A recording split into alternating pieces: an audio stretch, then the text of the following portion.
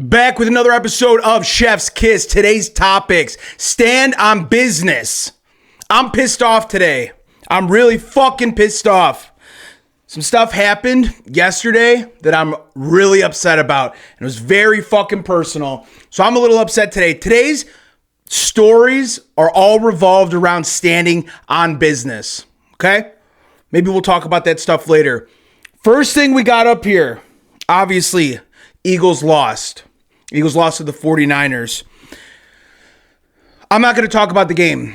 I'm going to talk about how to lose respect really fucking fast.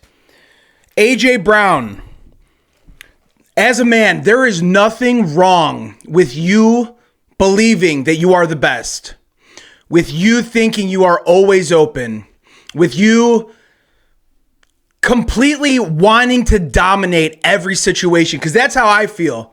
I feel the same fucking way. I'm the best. I'm the best and no one can fucking touch me. And there's nothing wrong with that. Most successful people adopt that mentality very early. They know that. Look at all the greats. Walter Payton had a very good quote. If you're good, you'll tell people. If you're great, other people will tell you. So AJ Brown, nothing wrong with your mindset, with believing that.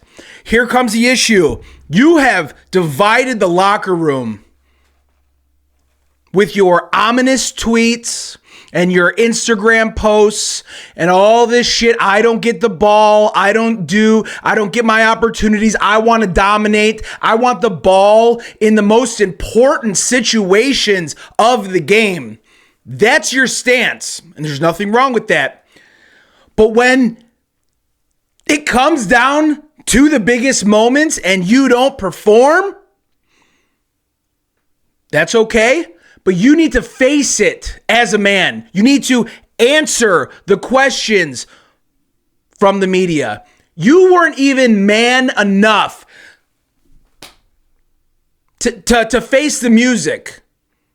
You talk all this shit about not getting the ball, and I want the ball. I want to dominate cornerbacks. I want to dominate in the biggest situations, and you didn't do it. And I don't care about, he didn't get into a groove. He didn't get the ball for whatever. You got to make the opportunities. You got to do the most with your opportunities, and you didn't do it. I'm still okay with that.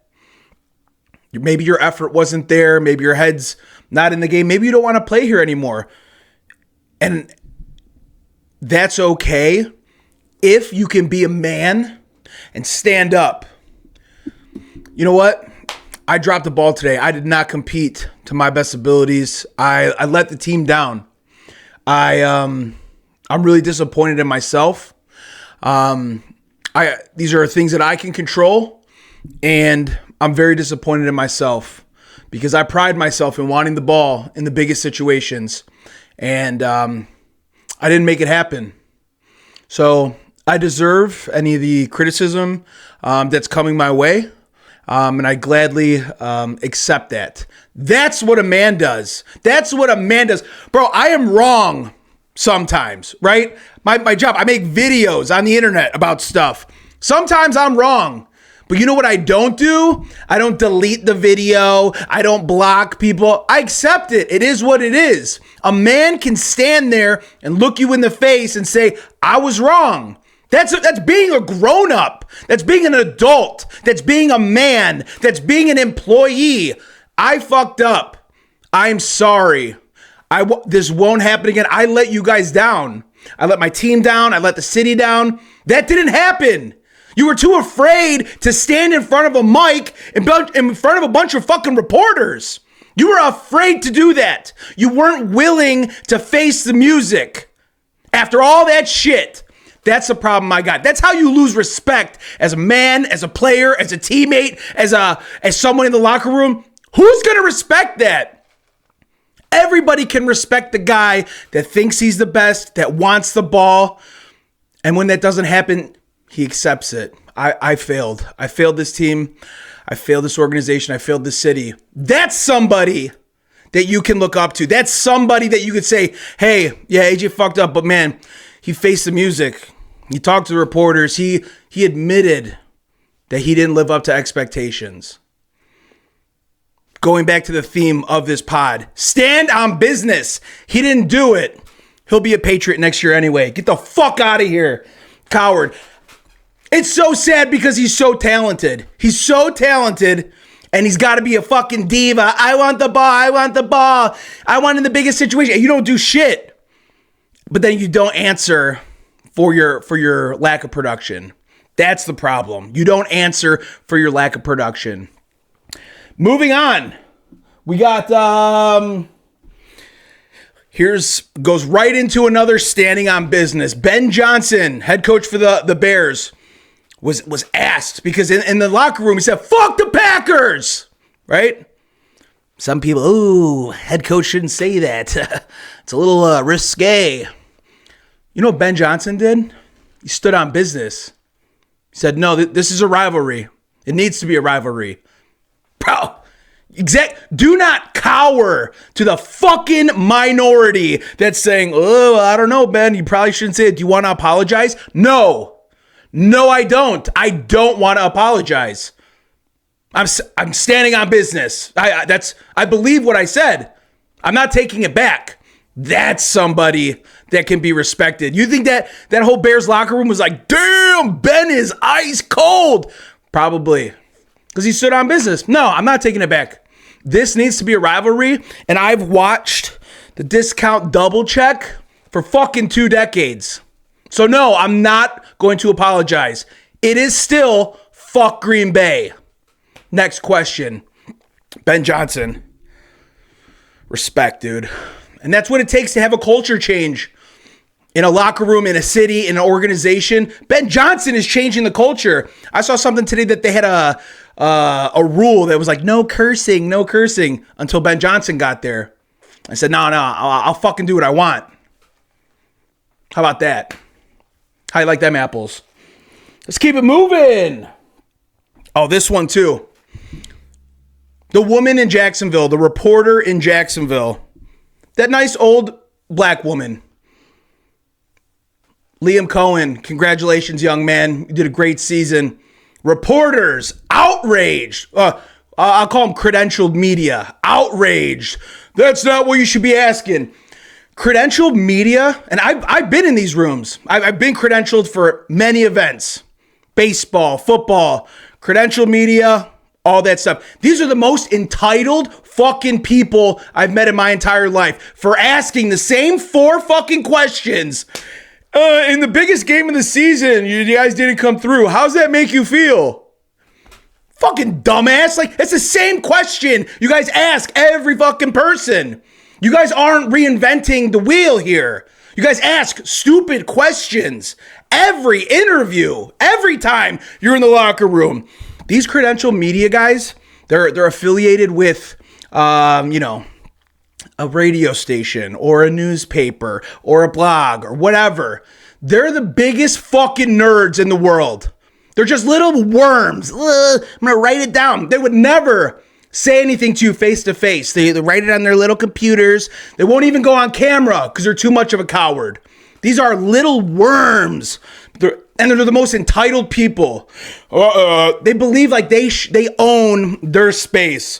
I've been covering the Eagles for this long. Like, I get questions. Shut up. You're doing the same shit everybody else is doing. They're the most entitled people. So congrats to that woman in Jacksonville. I loved that. Who cares that she said that? She congratulated her coach that she's covered for how long? But you guys think you're more important because you have to ask, Liam, you guys lost the biggest game of the season. How's that make you feel? You'd rather hear that? Miss me with that shit. Fucking credentialed media. Suck it. You guys suck. They think they're doing God's work. Yeah. They're a bunch of fucking worms. They're little measly little fucking that's what they are. Typing shit. Never say anything face to face because they're cowards. So that's credentialed media for you. I like what she said. If nothing, a change of pace. Big deal. It's a change of pace. It was nice to hear. God forbid somebody says something nice. God forbid somebody encourages a head coach and maybe didn't have a stupid question. guys, oh, this is so unprofessional. We're trying to work here. No, you don't do work. You take other people's quotes. You ask stupid questions. It's the same shit over and over again. I hate credentialed media. They're fucking worms. And I hope they see this. I hope all you fuckers see this. You guys ain't shit. Marcus Freeman. Marcus Freeman will not be charged. Let me get this out. Again, stand on business. Marcus Freeman, stand on business. Do not fuck with my family, says Marcus Freeman. He doesn't say that. Him and his son was at a wrestling match. His son's wrestling match. He lost. Marcus Freeman's son lost the wrestling match.